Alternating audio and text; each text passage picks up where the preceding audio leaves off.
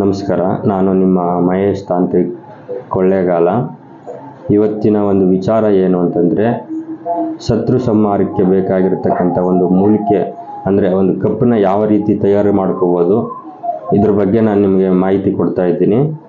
ಇದರಲ್ಲಿ ಕೂಡ ನೀವು ಎಲ್ಲೆಲ್ಲೋ ಹೋಗಿ ಕೆಲಸ ಮಾಡಿಸಿರ್ತೀರ, ಖಂಡಿತವಾಗ್ಲೂ ನಾವು ಅಷ್ಟು ಕಡೆ ಹೋದ್ವು ಇಲ್ಲಿ ಕಡೆ ಹೋದ್ವು ಎಲ್ಲೂ ಕೆಲಸ ಆಗಲಿಲ್ಲ ಅಂಥವ್ರು ನೋಡಿ ಈ ನಾನು ಹೇಳ್ತಕ್ಕಂಥದ್ದನ್ನು ಪ್ರಯೋಗ ಮಾಡಿದ್ರೆ 100ಕ್ಕೆ 100% ಖಂಡಿತವಾಗಲೂ ಬೇಗದಲ್ಲೇ ನಿಮಗೆ ಫಲಿತಾಂಶ ಸಿಗುತ್ತೆ. ಅಷ್ಟು ಪರ್ಫೆಕ್ಟಾಗಿ ಕೆಲಸ ಆಗ್ತದೆ. ಶತ್ರು ಸಂಹಾರಕ್ಕಂತೂ ಹೇಳಿ ಮಾಡಿಸ್ದಂಗಿರ್ತದೆ. ಶತ್ರು ಸಂಹಾರ ಪೂಜೆಗೆ ಫಸ್ಟಿಗೆ ನಾವು ಅದರಲ್ಲಿ ಯಾವ ರೀತಿ ಕಪ್ಪು ತಯಾರು ಮಾಡ್ಕೋಬೇಕು ಅನ್ನೋದ್ರ ಬಗ್ಗೆ ನಾನು ನಿಮಗೆ ಮಾಹಿತಿ ಕೊಡ್ತಾ ಇದ್ದೀನಿ. ನಿಮಗೆ ಸುಮ್ಮನೆ ಏನಂದ್ರೆ ಅಂತ ಕಾಟ ಕೊಡ್ತಕ್ಕಂಥದ್ದು, ತೊಂದರೆ ಕೊಡ್ತಕ್ಕಂಥದ್ದು, ಅಥವಾ ಪದೇ ಪದೇ ನಿಮ್ಮ ಮೇಲೆ ವಾಮಾಚಾರ ಮಾಡಿಸ್ತಾ ಇರ್ತಾರೆ.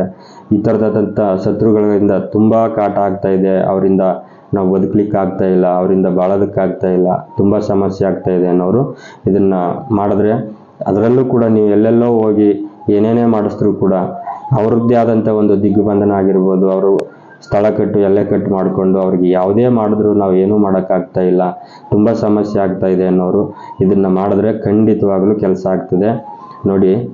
ಅದರಲ್ಲೂ ಕೂಡ ನಾನು ನಿಮಗೆ ಮುಖ್ಯವಾಗಿ ಇನ್ನೊಂದು ಮಾತು ಹೇಳ್ತೀನಿ. ಶತ್ರು ಸಂಹಾರ ಆಗಬೇಕು, ಶತ್ರು ಸರ್ವನಾಶ ಆಗಬೇಕು ಅಂತಂದರೆ ಬಲವಾದಂಥ ಕಾರಣ ಇರಬೇಕು. ಸುಮ್ಮನೆ ಯಾವುದೋ ಒಂದು ಸಣ್ಣ ಜಿದ್ದಿಗೆ ನೀವು ಅವರ ಆ ಥರ ಒಂದು ಶತ್ರು ಸಂಹಾರ ಮಾಡಿಸ್ಬಿಡ್ತೀವಿ, ಅದು ಮಾಡ್ತೀವಿ ಅಂತಂದರೆ ಅದು ರಿಟರ್ನ್ ನಿಮಗೆ ಹೊಡಿತಕ್ಕಂಥ ಸಾಧ್ಯತೆಗಳೇ ಹೆಚ್ಚು. ಅದರಲ್ಲೂ ಕೂಡ ನಿಮಗೆ ಅವರಿಂದ ತುಂಬ ತೊಂದರೆ ಇದೆ, ಅವರಿದ್ದರೆ ನೀವು ಬದುಕಲಿಕ್ಕೆ ಸಾಧ್ಯವಿಲ್ಲ, ಆ ಮಟ್ಟದಲ್ಲಿ ಇದ್ದದಕ್ಕೆ ಮಾತ್ರ ಇದನ್ನು ಪ್ರಯೋಗ ಮಾಡೋದಕ್ಕೆ ಹೋಗಿ ನೋಡಿ. ಇದು ಕುದುರೆಯ ಜುಟ್ಟು, ಕುದುರೆ ಬಾಲದ ಜುಟ್ಟು, ಕುದುರೆ ಬಾಲದ ಒಂದು ಜುಟ್ಟು ಇದು ನೋಡ್ಕೊಳ್ಳಿ. ಅದಾದ ನಂತರ ನೋಡಿ ನಾಯಿ ಬಾಲದ ಜುಟ್ಟು, ಕುದುರೆ ಬಾಲದ ಜುಟ್ಟು, ನಾಯಿ ಬಾಲದ ಜುಟ್ಟು ನೋಡಿ, ಇದು ಕತ್ತೆ ಬಾಲದ ಜುಟ್ಟು. ಇಷ್ಟನ್ನು ಸೇರಿಸಿ ಅದರ ಮಧ್ಯದಲ್ಲಿ ಗೇರ್ ಬೀಜ ಅಂತಕ್ಕಂಥದ್ದು ಇದು ಸಿಗುತ್ತೆ ನಿಮಗೆ. ಇದನ್ನ ಅಂಗಡಿಲಿ ತಗೊಳಕ್ಕೆ ಹೋಗ್ಬೇಡಿ. ಗೇರ್ ಮರದಲ್ಲಿ ಎಲ್ಲಿ ಗೇರ್ ಮರ ಇರ್ತದೆ ಅಲ್ಲಿ ಹೋಗ್ಬಿಟ್ಟು ನೀವೇ ಸ್ವತಃ ಕೆಳಗೆ ಬಿದ್ದಿರ್ತಕ್ಕಂಥ ಬೀಜವನ್ನು ಆಯ್ಕೊಂಡು ಬಂದು ಅದಕ್ಕೆ ಒಂದು ಪ್ರಾಣ ಪ್ರತಿಷ್ಠೆ ಮಂತ್ರವನ್ನು ಕೊಟ್ಟು ಸಿದ್ಧಿ ಮಾಡಿಟ್ಟುಕೊಂಡು ಇವು ಮೂರು ಏನು ಕುದುರೆ ಬಾಲದ ಜುಟ್ಟು, ನಾಯಿ ಬಾಲದ ಜುಟ್ಟು ಮತ್ತು ಕತ್ತೆ ಬಾಲದ ಜುಟ್ಟು, ಗೇರ್ ಬೀಜ ಇವು 4 ಸೇರಿಸಿ ಒಳ್ಳೆ ರೀತಿ ಸಿದ್ಧಿ ಮಾಡಿಕೊಂಡು ಕರೆಕ್ಟಾದಂಥ ರೀತಿಲಿ ಸಿದ್ಧಿ ಮಾಡ್ಕೋಬೇಕು. ಇದನ್ನು ಸುಮ್ಮನೆ ತಂದುಬಿಟ್ಟು ಸುಮ್ಮನೆ ಪುಡಿ ಮಾಡ್ಕೊಳ್ಳೋದಾಗಿರ್ಬೋದು, ಅಥವಾ ಸುಟ್ಟು ಕಪ್ಪು ಮಾಡ್ಕೊಂಡು ಅದನ್ನು ಪ್ರಯೋಗ ಮಾಡೋದಾಗಿರ್ಬೋದು, ಅದು ಯಾವುದೇ ಕಾರಣಕ್ಕೂ ನಡೆಯಲ್ಲ. ಕರೆಕ್ಟಾದಂಥ ಟೈಮಲ್ಲಿ ತರಬೇಕು. ಅದನ್ನು ನಾನು ಈ ಟೈಮು, ಇದಕ್ಕೆ ಬೇಕಾಗಿರ್ತಕ್ಕಂಥ ಮಂತ್ರ ಇದನ್ನೆಲ್ಲ ಸ್ವಲ್ಪ ಗೌಪ್ಯವಾಗಿ ಇಡ್ತಾ ಇದ್ದೀನಿ. ಕಾರಣ ಏನಂತಂದರೆ ಏಕಾಏಕಿ ಯಾರಂದ್ರೆ ಅವರು ಇದನ್ನು ಪ್ರಯೋಗ ಮಾಡೋದಕ್ಕಾಗಲ್ಲ. ತುಂಬ ಕಸುಬು ಕಲ್ತಿರ್ತಕ್ಕಂಥವ್ರು ಆಗಬೇಕು. ಅದರಲ್ಲೂ ಕೂಡ ಈ ಕಸುಬು ಏನಾದರೂ ರಿಟರ್ನ್ ನಮಗೆ ಉಲ್ಟಾ ಆದ್ರಂಥ ಸಂದರ್ಭದಲ್ಲಿ ಇದನ್ನು ನಾವು ಪರಿವರ್ತನೆ ಮಾಡ್ಕೋಬೇಕು. ಏನು ಸಮಸ್ಯೆ ಪರಿಹಾರ ಮಾಡ್ಕೋಬೇಕು. ಅದು ಉಲ್ಟಾ ಆದರೂ ಕೂಡ ನಾವು ಪರಿಹಾರ ಮಾಡ್ಕೋತೀವಿ ಅನ್ನೋ ಒಂದು ಧೈರ್ಯ ಇರೋರು ಮಾತ್ರ ಇದನ್ನು ಪ್ರಯೋಗ ಮಾಡಬೇಕು. ಸುಮ್ಮನೆ ಏಕಾಏಕಿ ಯಾರಂದ್ರೆ ಅವರು ಇದೇನು ಮಾಡ್ತದೆ, ಕುದುರೆ ಜುಟ್ಟು, ನಾಯಿ ಜುಟ್ಟು ಮತ್ತು ಕತ್ತೆ ಜುಟ್ಟು ಇಷ್ಟು ತಂದುಬಿಟ್ಟು ಕಪ್ ಮಾಡ್ಕೊಬಿಟ್ರೆ ಆಗೋಯ್ತದೆ ಅಂತ ಹೇಳ್ಬಿಟ್ಟು ಟಚ್ ಮಾಡಿ ಇದನ್ನು ಮಾಡಿ ಒಂದು 3-4 ದಿನದಲ್ಲೇ ಫಲಿತಾಂಶ ಕೊಡ್ತದೆ. ಅಷ್ಟು ಪವರ್ಫುಲ್ ಇದು. ಇದೇನಾದ್ರು ರಿಟರ್ನ್ ಆಯಿತು ಅಂತಂದರೆ ಇದನ್ನು ಪರಿಹಾರ ಮಾಡ್ಕೋಬೇಕಾದ್ರೆ ಭಾಳ ನೀರು ಕುಡಿಬೇಕಾಗಿರ್ತದೆ, ಭಾಳ ಕಷ್ಟ ಅನುಭವಿಸ್ಬೇಕಾಗ್ತದೆ. ಯಾಕಂತಂದರೆ ಇದು ಎಷ್ಟೇ ಎತ್ತರದಲ್ಲಿ ಉನ್ನತ ಸ್ಥಾನದಲ್ಲಿದ್ದರೂ ಕೂಡ ದಟ್ಟ ದರಿದ್ರನ್ನ ಮಾಡಿ ಬಿಸಾಕ್ಬಿಡ್ತದೆ. ಅಷ್ಟು ಪವರ್ಫುಲ್ ಉಂಟು ಇದಕ್ಕೆ. ಇವು 3 ನೋಡ್ಕೊಳ್ಳಿ ನೀವು.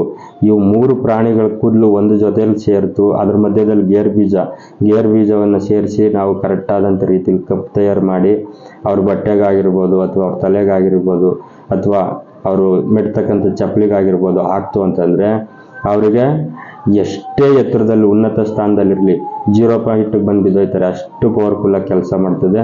ಇದನ್ನು ಮಾಡಬೇಕಾದ್ರೆ ಇವು 3 ಪದಾರ್ಥವನ್ನು 3 ಪ್ರಾಣಿಗಳ ಜುಟ್ಟನ್ನು ತಂದು, ಆ ಕೂದಲು ತಂದು, ಮತ್ತು ಗೇರ್ ಬೀಜ ಇದನ್ನು ತಂದು ಕರೆಕ್ಟಾದಂಥ ರೀತಿಯಲ್ಲಿ ಸಿದ್ಧಿ ಮಾಡಿಕೊಂಡು 4 ಒಂದು ಸ್ಥಳದಲ್ಲಿಟ್ಟು ಒಂದು ಒಳ್ಳೆ ಅಮಾವಾಸ್ಯೆ ದಿನ ಅಥವಾ ಪೌರ್ಣಮಿ ದಿನ ಇದನ್ನು ಸಿದ್ಧಿ ಮಾಡಿಕೊಂಡು ಇದನ್ನು ಮಾಡಬೇಕಾದ್ರೆ 3 ಕುಡದ ಜಾಗದಲ್ಲಿ ಅಥವಾ ಸ್ಮಶಾನದಲ್ಲಿ ಇಂಥ ಸ್ಥಳದಲ್ಲೇ ಮಾಡ್ಕೋಬೇಕು. ಸುಟ್ಟು ಕಪ್ಪು ಮಾಡ್ಕೋಬೇಕು. ಇದನ್ನು ವಾಸ ಸ್ಥಳದಲ್ಲಿ ಯಾವುದೇ ಕಾರಣಕ್ಕೂ ಇಡಬಾರ್ದು. ಹೊರಗಡೆ ಎಲ್ಲಾದರೂ ನಿಮಗೆ ನಿಮ್ಮ ಮನೆಗಿನ್ನ ಒಂದು 5 ಕಿಲೋಮೀಟರ್ 6 ಕಿಲೋಮೀಟರ್ ದೂರದಲ್ಲಿ ಎಲ್ಲಾದರೂ ಹೊರಗಡೆ ಇದನ್ನು ಇಟ್ಕೊಂಡು ಬಳಸೋದ್ರಿಂದ 100ಕ್ಕೆ 1000% ಕೆಲಸ ಆಗ್ತದೆ. ಶತ್ರುಗಳ ಒಂದು ಸಂಹಾರಕ್ಕಂತೂ ಹೇಳಿ ಮಾಡಿಸ್ದಂಗಿರ್ತದೆ. ಈಗ ನಿಮಗೆ ಬಾಡಿಗೆಗೆ ಮನೆ ಕೊಟ್ಟಿರ್ತೀರಾ, ಅವ್ರ ಮನೆ ಬಿಟ್ಟು ಖಾಲಿ ಮಾಡ್ತಾ ಇಲ್ಲ. ಒಂದು ಕಲ್ಲಿಗೆ ಈ ಕಪ್ಪನ್ನು, ಇವು 4 ಪದಾರ್ಥವನ್ನು ಸೇರಿ ಕಪ್ ತಯಾರು ಮಾಡಿಕೊಂಡು ಆ ಒಂದು ಕಲ್ಲು ಎತ್ಕೊಂಡು ಬಂದು ಆ ಕಲ್ಲಿಗೆ ಈ ಕಪ್ಪನ್ನು ಟಚ್ ಮಾಡಿ ತಗೊಂಡೋಗಿ ಅವ್ರ ಜಾಗದಲ್ಲಿ ಬೀಸಾಕಿದ್ರೆ ಸಾಕು, 1 ವಾರ 10 ದಿನದಲ್ಲಿ ಅವರು ಇದ್ದಕ್ಕಿದ್ದಂಗೆ ಮನ ಬಿಟ್ಟು ಹೋಗ್ತಕ್ಕಂಥದ್ದು.